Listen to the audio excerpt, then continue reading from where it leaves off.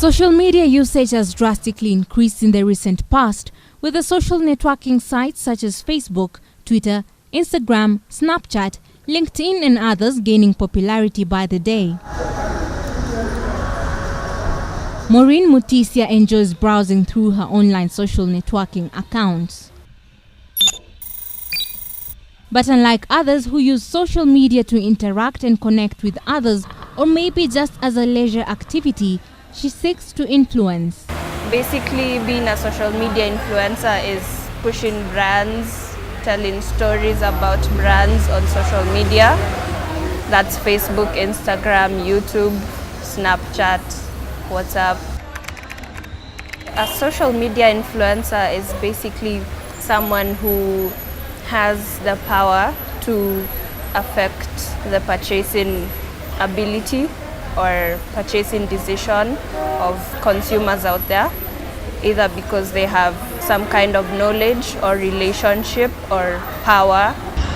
So how did she become an influencer? I just started it out as a hobby. It came out of passion. I love social media, I love brands. On a good month, she earns up to 60,000 shillings in this part-time venture that hardly takes time off her otherwise daily schedule. Maureen is not the only one making ends meet through social media. Meet James Muhuthu, also an influencer. So like one day, a person will approach you that, hey, you have this many followers, maybe you can help me with pushing this campaign, maybe have a campaign for one day. Right now, like Kenyan Twitter is very big. So a person to be able to identify you as an influencer or identify a certain brand with you, you'll have to be creative.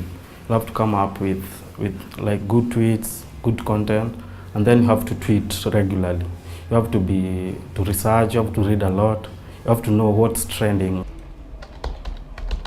With over 19,000 followers on Twitter, he makes between 50,000 and 100,000 shillings a month, over and above his day's job. In the influencer world, I'm pretty low on the food chain, making 50 to 100K, because some people are making a lot of money. Sharon Mundia, also known as This Is S, is an example of an influencer reaping huge sums of money. Whereas I started my blog because I needed an escape, because I was going through something in my life, so that, that's why I started it.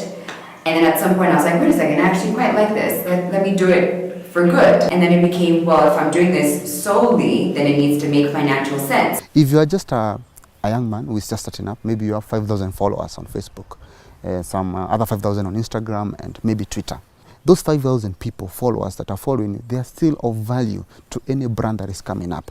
They are of value to a small SME that doesn't have the budget to pump into the big brand ambassadors.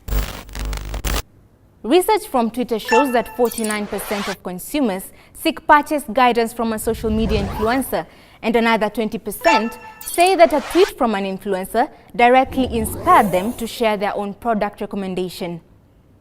Ivy Vuguza, K24 Business.